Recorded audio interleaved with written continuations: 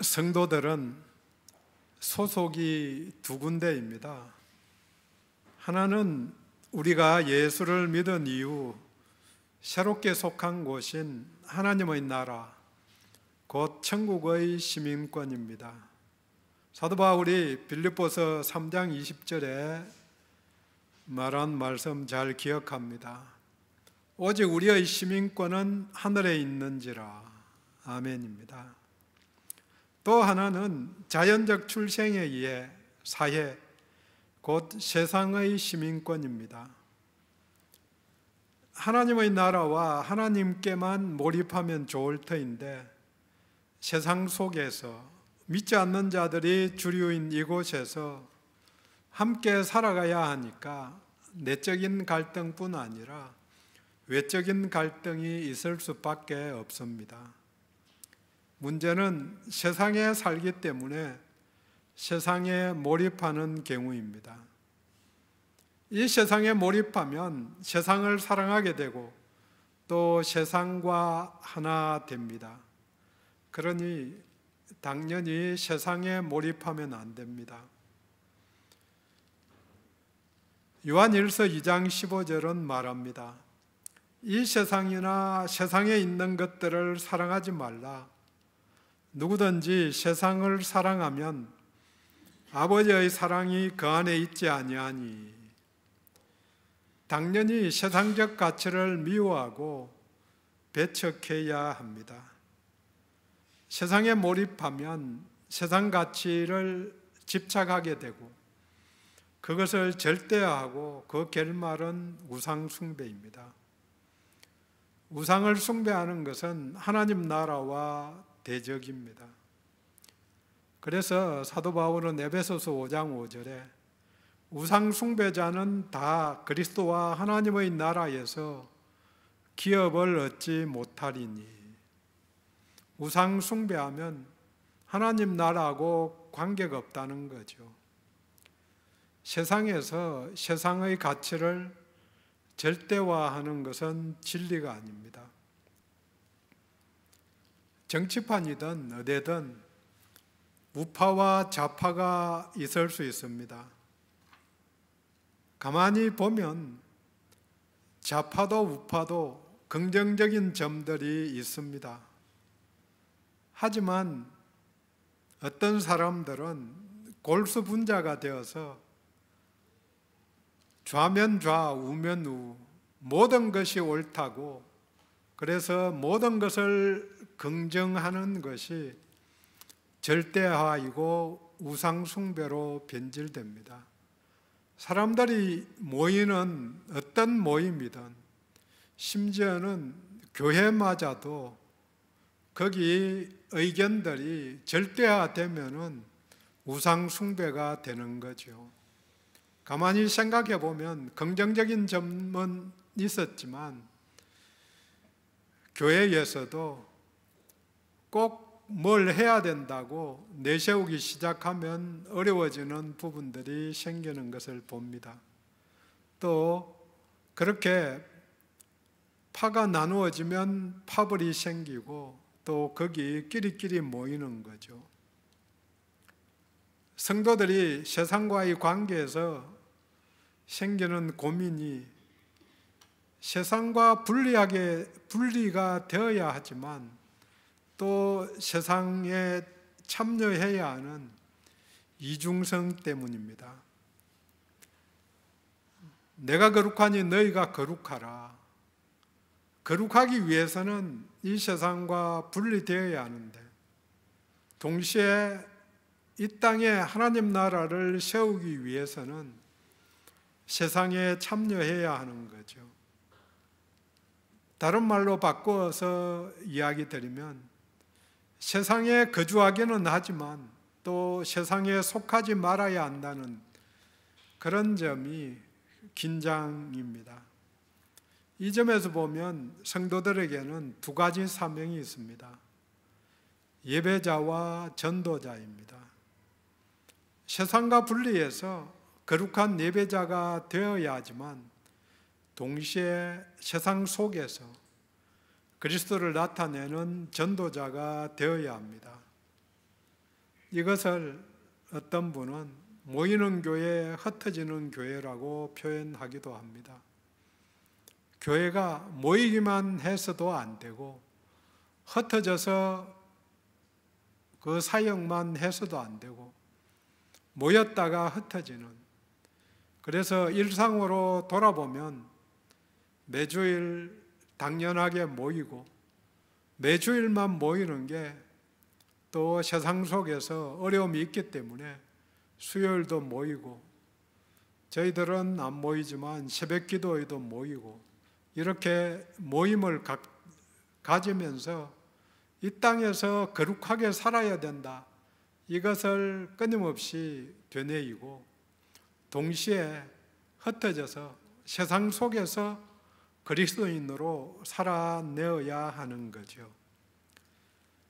이러하니까 우리들은 모두 다가 어디서든 처신을 잘 해야 합니다. 처신이라는 말은 세상을 살아가는데 가져야 할 몸가짐 또는 행동을 이야기합니다.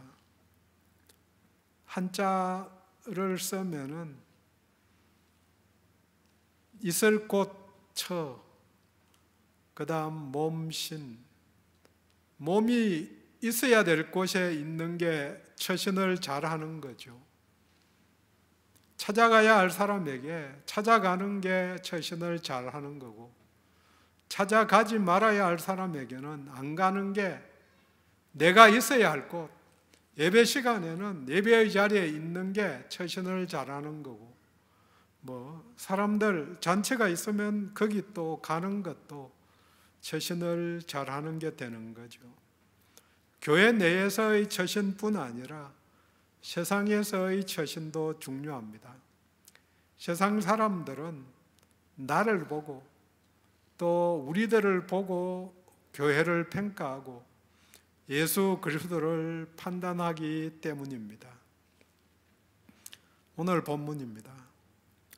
사도 바울의 편지인 고린도 전후서 수신자가 고린도 교회지요. 그 시대에 고린도 교회는 확실하게 세상 속에 있는 교회의 모습, 또 당연히 세상과 분리되어야 하는데 분리되지 못하고 세상의 모습을 가진, 그래서 교회 내에 세상적인 요인들이 나타나는 그런 교회의 모습을 보여줍니다.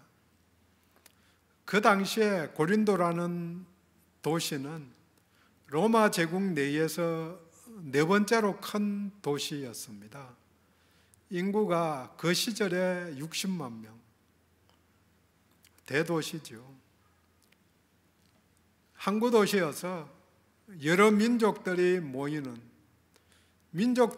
여러 민족들이 모이니까 문화도 다양했고 또 종교도 다양했습니다.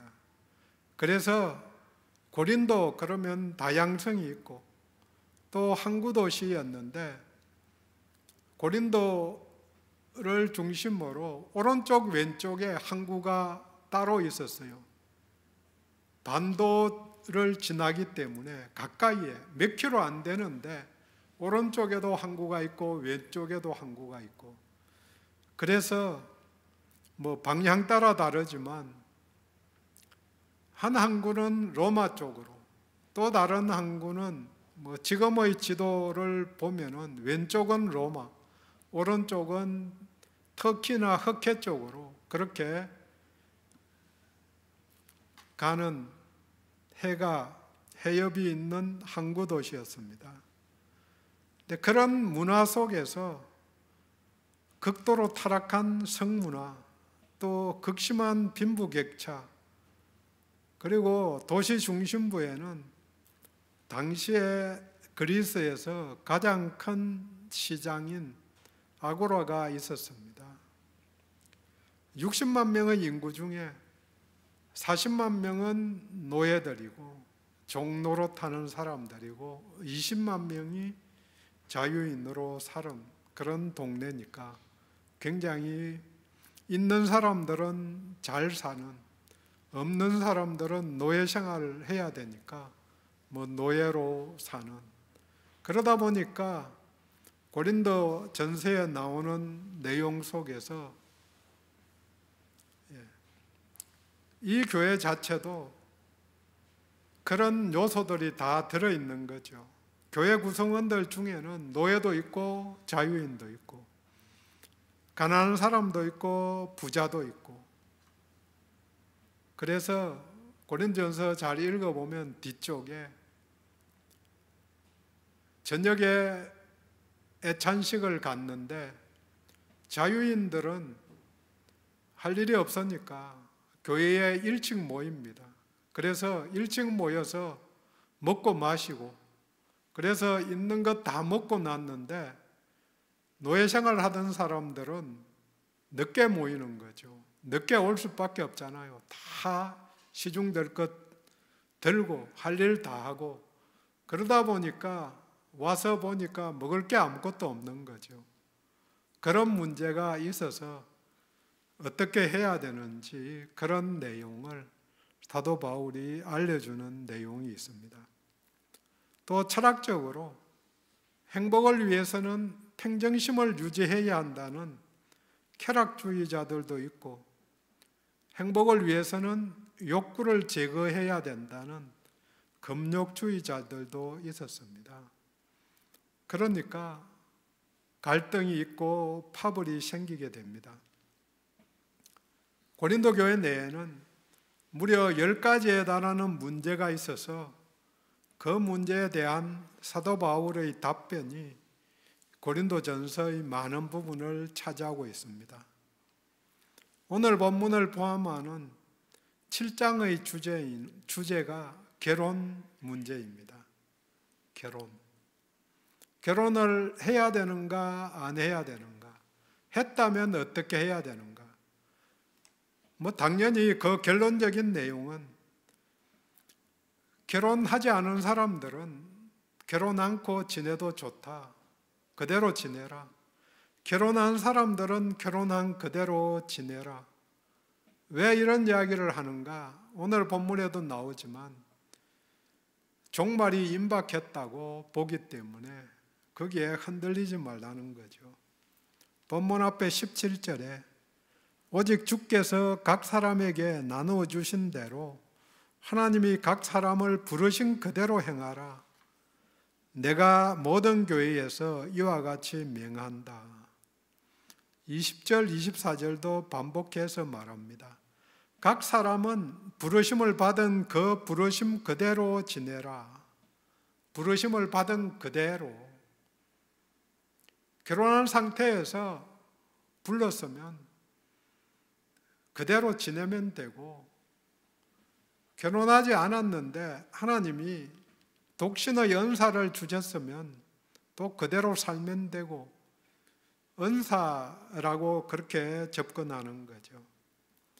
아무튼 본문은 결혼 문제를 포함한 일상에서 성도들이 어떤 자세로 또 어떤 처신을 해야 하는지 그 이유와 함께 알려줍니다. 결국 일상으로 들어가면 중요한 사항이 자유, 곧 자유인의 길입니다.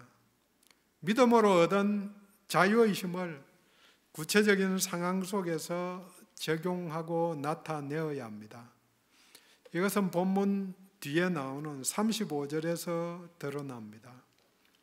내가 이것을 말하면 너희의 유익을 위함이다. 너희에게 올무를 놓으려 함이 아니다. 본문을 포함해서 말하는 것은 당연히 성도들의 유익을 위한 것입니다. 그리고는 올무를 놓으려 함이 아니다, 이렇게 말합니다. 올무, 구속, 속박하려는 것이 아니다, 얽어매려는 것이 아니다, 율법이 아니다고 말합니다. 기쁜 소식, 복음이고 자유로 인도하는 메시지입니다. 신앙의 본질은 자유입니다. 처음 언급한 대로 세상 속에서 세상과 구별되게 살아가야 하는 성도들이 추구해야 할 처신을 잘 알려면 먼저 시대 상황을 잘 알아야 합니다. 본문이 말하는 단어로는 때를 알아야 합니다.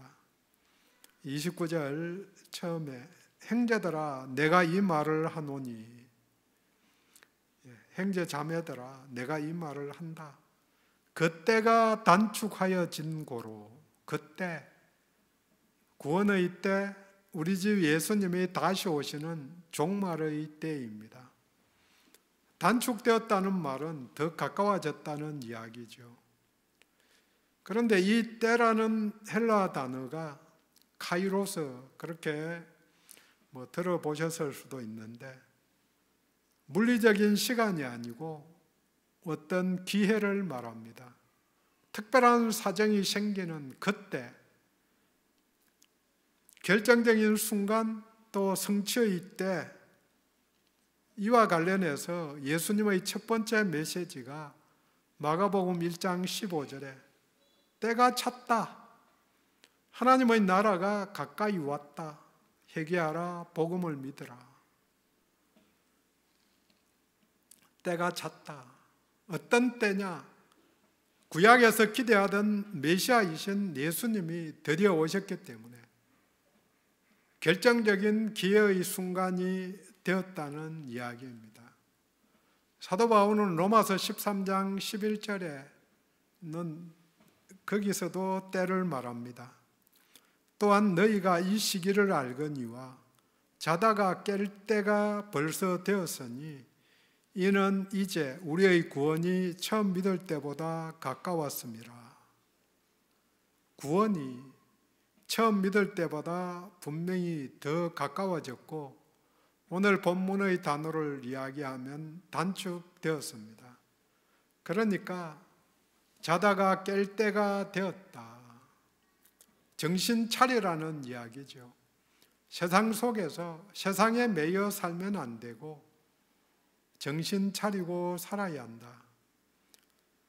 생각해 보면 무엇을 할 때인지, 어떤 시점인지를 분명하게 알면 남들보다 앞서서 주도적으로 세상을 살 수 있습니다. 살아가면서 두 가지 때를 볼 수 있으면 일상에서 승리할 수 있습니다. 첫 번째 때는 자신의 때입니다. 예수님께서도 내 때가 아니다, 내 때가 아직 아니다고 요한복음에서 반복적으로 이야기하십니다. 자신이 영광을 받을 때가 아님을 보고 계신 거죠. 자신의 때를 알면 정치를 하든 사업을 하든 승승장구할 것입니다. 내 때인가? 정치인들이 3번 떨어졌으면 그만할 때쯤 됐다고 생각이 드는데 또 나오거든요. 자기 위치를 잘 모르는 거죠. 내 때인가? 곧 내가 나설 때인가? 나를 낮출 때인가? 아니면 나를 높여야 할 때인가? 또 시작할 때인지 마무리해야 할 때인지 보는 것이 필요합니다. 시대적인 상황도 있지만 일본의 유명한 전자회사인 소니의 몰락을 생각해 봅니다. 소니 그러면 한때 혁신의 대명사였는데 어느 순간 안주에서 더 이상 기술 발전이 없을 거라고 생각해서 몰락하는 거죠. 변화를 멈추는 순간에 몰락하고 맙니다.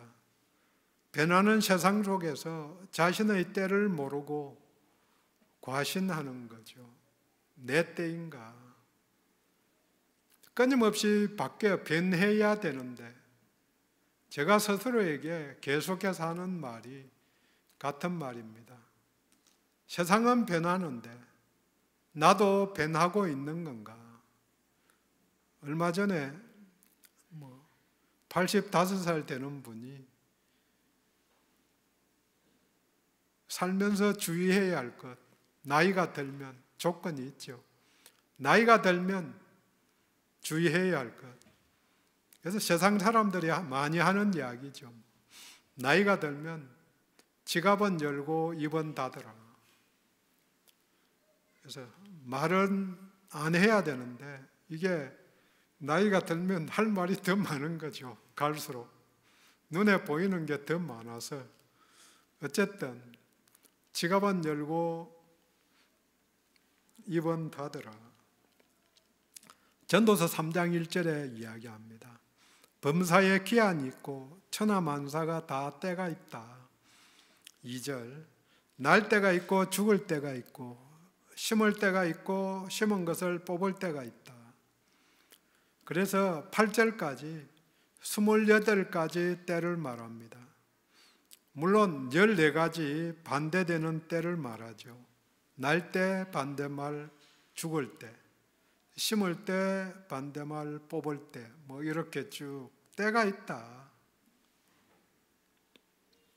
때가 있습니다. 물론 우리가 그 때를 분별하고 또 알기가 쉽지 않죠. 그걸 알려면은 정시를 읽으려고 노력해야 되는 거죠. 내가 이 나이니까 이 나이에 어떻게 처신해야 하는가, 그런 것도 읽어봐야죠. 세상 속에서 지혜들이 있으니까. 하지만 결정적인 것은 하나님께 물어봐야죠. 하나님, 입을 닫으라고 했지만 말을 해야 될 때가 있는 거죠. 분명하게 닫아야 될 때 말하는 게 처신을 잘못하는 거고, 열어야 될 때 입을 닫는 것도 처신을 잘못하는 거죠. 해야 될 때, 하나님, 이때 내가 해야 됩니까? 두 번째로 때는 이 세상을 경영하시는 하나님의 때입니다. 하나님이 가만히 내어버려 두시기도 하시지만 그 속에서 그것조차도 세계를 경영하시고 당연히 우리들의 삶을 인도하십니다. 종말을 향해 나아가고 있는 이 상황들을 인식해야 합니다. 과학자들도 이야기합니다. 코로나가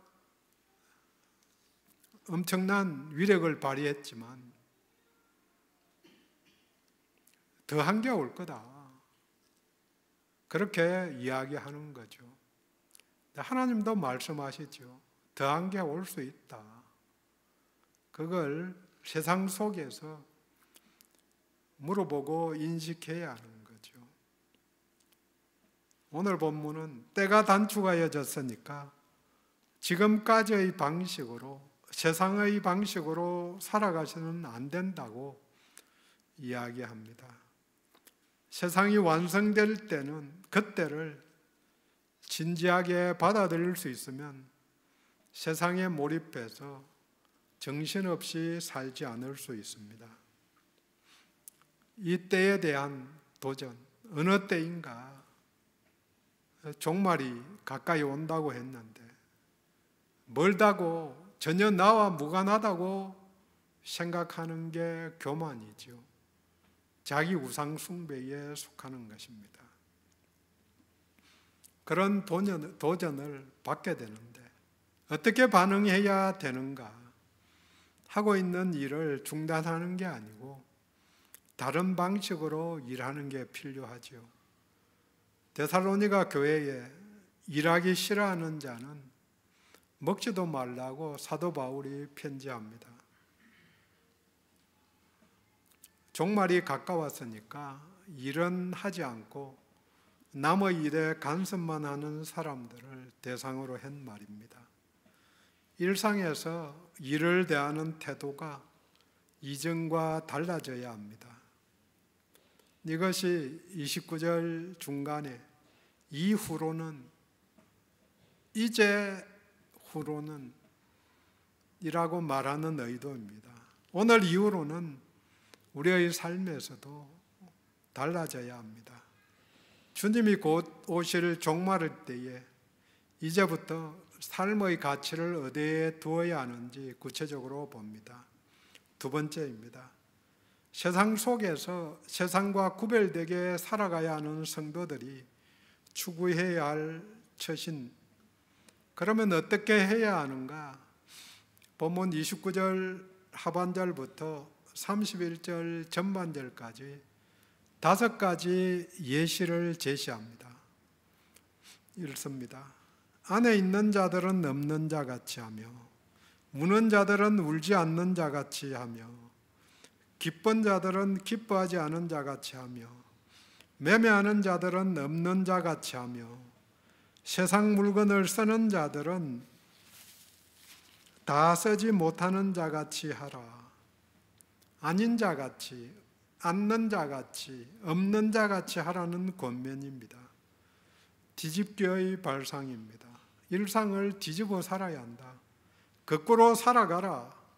세상의 상황에, 세상의 가치관에, 세상의 우선순위를 뒤집으라고 권면합니다. 그래서 오늘 설교 제목이 세상에 매이지 말라는 주제입니다. 매이는 것. 매이는 것은 종노릇하는 것이고 자유를 빼앗긴 것입니다. 매이지 말라는 말은 몰입하지 말라는 것이고 집착하지 말라는 의미입니다. 매이면은 집착하면은 절대화하고 우상 숭배가 그 결과입니다. 그 사이에 죄와 악이 드러납니다. 오늘 본문에서 이야기하는 문제의 대상을 3가지입니다. 결혼 문제에 대해, 감정 문제에 대해, 물질 문제에 대해, 일상의 대부분이 여기에 속합니다. 먼저 5가지 중 첫 번째가 결혼 문제입니다. 안에 있는 자는 없는 자 같이 하라. 남편이 있는 자는 없는 자 같이 하라는 말이죠. 결혼한 사람은 당연히 자신을 사랑하는 것처럼 아내를 또 남편을 사랑하는 의무를 포함해서 결혼의 의무를 다해야 하죠. 하지만 남편을 또 아내를 최우선순위에 두지 말라는 권면입니다. 무엇보다도 하나님을 사랑한다는 것을 확정하고 주님께 헌신해야 합니다. 종말의 때에 가정에 몰입하면 세상 일을 염려하고 또 가족을 기쁘게 하기 위해서 우선순위에서 하나님이 멀어지기 때문입니다. 세상 가치를 절대화하지 말아야 합니다. 하나님을 사랑하면 당연히 하나님이 사랑하는 사람들을 사랑하게 되어 있는 거죠. 우선순위 거꾸로는 가능한 거죠. 5가지 중에서 그 다음 2가지는 감정 문제입니다. 울지 않는 자 같이 기쁘지 않은 자 같이 하라. 이 말은 감정을 표현하지 말라는 말이 아니죠. 바울은 로마 교회에 함께 하라고 말합니다. 로마서 12장 15절에 즐거워하는 자들과 함께 즐거워하고 우는 자들과 함께 울라. 당연히 함께 슬퍼하고 상갓집에 가면 함께 슬퍼하고 결혼식장에 가면 함께 축하해야 하는 거죠. 어느 동네에는 결혼식장 가면 애가 태어나면 불쌍한 애 태어났네 그러면서 울고 죽으면 잘 죽었다고 웃고 하는 동네도 중국 장가게에 가면 그렇게 살았다고 옛날에 그 이야기를 들었는데 거꾸로 사는 것도 한편 의미가 있기도 하지만 생각할 점들은 있죠. 하지만 당연히 함께 해야죠. 그러면 본문이 하지 말라, 그렇지 않게 살라는 의미가 뭔가? 내 감정을 절대화하지 말라는 권면입니다. 우리의 감정 상태가 우리의 삶을 지배하도록 두지 말아야 합니다. 슬퍼하기 시작하면 슬픔에 빨려 들어가는 거죠. 그래서 모든 것을 부정적으로 보고, 그래서 깊이 들어가면 자살하려고 하는 사람들도 나오는 거죠. 동시에 내 슬픔, 내 기쁨을 넘어서 상대방, 함께하는 자들의 감정을 배려하는 이야기이기도 합니다. 함께하는 자들이 저 사람이 어떤 상태가 있는가? 나는 기뻐 죽겠는데 앞에 있는 사람이 슬픈 일을 당했으면 내 기쁨을 표현하지 말아야 하는 게 당연한데, 이게 절제가 안 되는 사람들은 그 앞에서 표현하는 거죠. 그렇게 필요할 때 절제해야 하는 거죠. 내 슬픔, 내 기쁨을 넘어서 상대방, 함께하는 자들의 감정을 배려하라는 이야기입니다. 우리가 기존에 알고 있는 방식으로 이 세상을 대하고 이 세상을 살면 안 된다고 이야기합니다. 5가지 중에서 끝에 나오는 2가지는 물질 문제입니다. 매매하는 자가 나오는데, 매매한다, 이게 시장에서 물건을 사는 사람을 이야기합니다. 시장에서 물건을 자주 사는 사람, 돈 있는 사람이죠. 부유한 사람. 또 그 다음에 물건을 쓰는 자, 이거는 열심히 소비하는 소비지향적인 사람을 말한다고 이야기합니다. 사실 생각해 보면 사는 것도 당연히 필요하지요. 그 다음에 쓰는 것도, 사용하는 것도 당연히 괜찮지만 중요한 것은 이게 삶의 주된 관심사가 되도록 허용하지 말라는 권면입니다. 적당히. 이들이 발상의 전환을 해야 하는 것은 소유한 것을 붙들고 있는 대신에 다른 사람들의 유익을 위해 사용하는 것입니다. 사실 집 정리를 하려고 해보면은 안 입는 옷, 저도 개인적으로 3년 좀 길게 봐서 3년 동안 여름 3번, 겨울 3번 지내도록 꺼내어서 안 입은 옷은 버려야 되는 게, 남 줘야 되는 게 맞다는 생각을 해봅니다. 물론 한 30년 지나면 유행이 다시 돌아와서 또 쓸 수 있을지도 몰라요. 세상 사는 유행은 끊임없이 돌아가니까. 그래서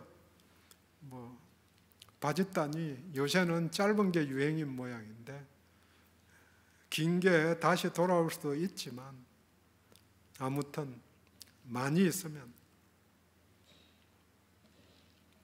나누어 주는 게 필요하죠. 다른 사람들의 유익을 위해서 사용하는 게 필요하지요. 이게 바로 없는 자같이, 쓰지 못하는 자같이 사는 것입니다. 결국 우리가 세상을 변화시킬 수 있는 것은 바로 주를 향한 전적인 헌신 안에서 있는 것에 매이지 않고 없는 것처럼 살라는 부르심입니다. 이것을 헬라어 단어로 호스메 신앙 이렇게 말을 합니다. 아닌 것처럼, 없는 것처럼 자족의 신앙입니다. 내 것이 아닌 것처럼 살아야 될 부분들이 있는 거죠. 마지막으로 본문은 세상의 우선순위를 변경하고 세상에 매이지 말아야 하는 이유를 알려줍니다. 바로 세상은 시간을 이길 수 없기 때문입니다. 31절 후반절에 이 세상의 외형은 지나감이라. 현대어 성경은 말합니다. 지금 우리가 보는 이 세상은 곧 지나가 버릴 것이기 때문입니다. 이 외형을 마틴 루터는 세상의 본질이라고 번역을 합니다. 겉보기, 외형, 겉보기 모습이기도 하지만 결국 밖으로 드러나는 것은 속에 있는 게 드러나는 거죠. 그래서 타락한 세상에서 사물이 존재하는 방식이라고 이야기합니다. 어찌든 무엇이든 이 또한 지나갑니다. 이 세상의 본질은 변화에 있습니다. 물론 변화의 자연적인 결과는 부패이고 타락입니다. 아무리 맛있는 음식도 그대로 두면 처음에는 발효를 하죠. 발효를 할 수도 있죠. 유익한 균이 들어가면. 그렇지만 시간을 지나가면 썩는 거죠. 썩는 게 자연스러운 거죠. 세상의 본질은 변화, 부패, 타락입니다. 세상을 영유하기 위해서는 없는 것처럼 살아야 하는데 그렇게 살지 못하면 부패의 홍수에 휩쓸려서 지나갑니다. 고린도 성도들에게는 핍박과 고난이 올 수 있지만 이 세상은 잠깐이다. 이 또한 지나갈 것을 생각하고 영원한 천국을 바라볼 수 있고 또 소망을 갖고 살아야 한다고 이야기합니다. 사람들은 그 곱던 모습도 활기찬 모습도 지나갑니다.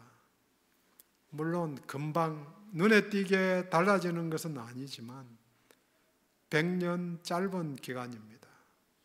그러니까 우리가 가진 것들 이 또한 다 지나갑니다. 또 지나가고 건강이 지나가고 몸이 아파도 아픔의 기간도 곧 지나갈 것입니다. 그러니까 더 천국의 소망을 갖고 아픔의 기간이 지나가기를 기도해야 합니다. 천국의 소망을 갖고 힘든 세상을 천국 가치관으로 극복할 수 있기를 원합니다. 나도 알아야 하고 때도 알아야 하고 할 일도 잘 알아야 하지만 이 세상도 알아야 합니다. 이 세상은 패션과 같이 변한다, 지나갑니다. 다시 앞으로 돌아가서 변하는 세상을 넘어서 영원한 것을 추구하는 자는 영원에 적합한 삶을 사는 것입니다. 그것이 바로 없는 것처럼 사는 것입니다. 정리합니다. 몰입은 좋은 단어입니다. 하지만 세상에 몰입하면 나를 파괴합니다. 세상의 주요 가치들을 아닌 것 같이, 없는 것 같이 살라고 권면합니다. 있어도 없는 것 같이, 곧 가진 모든 것을 절대화하거나 추구하지 말라는 것입니다. 이는 겉대가 단축하여져서 종말이 하루라도 가까워졌기 때문에 세상 것은 모두 잠시 뒤면 사라질 것이기 때문입니다. 민영진 목사님이 오늘 본문에 대해서 영어 10의 성경을 번역한 것이 제게 와닿아서 읽어드리고 마칩니다. 29절 성도 여러분, 제가 말하려고 하는 요점은 이겁니다. 이제 주님께서 곧 오십니다. 때가 얼마 남지 않았습니다. 지금은 결혼을 했느냐 안 했느냐가 중요한 것이 아닙니다. 삶이 고달팠느냐 다복했느냐, 사업이 번창했느냐 쪽박을 찼느냐, 이런 것들이 무슨 차이가 있는 것이 아닙니다. 이 세상에서 얼마나 많이 벌었느냐 못 벌었느냐, 이런 것들이 아무런 차이가 없습니다. 왜냐고요? 우리가 알고 있는 이 세상의 형체는 이제 곧 사라져버릴 것이기 때문입니다. 기도합니다.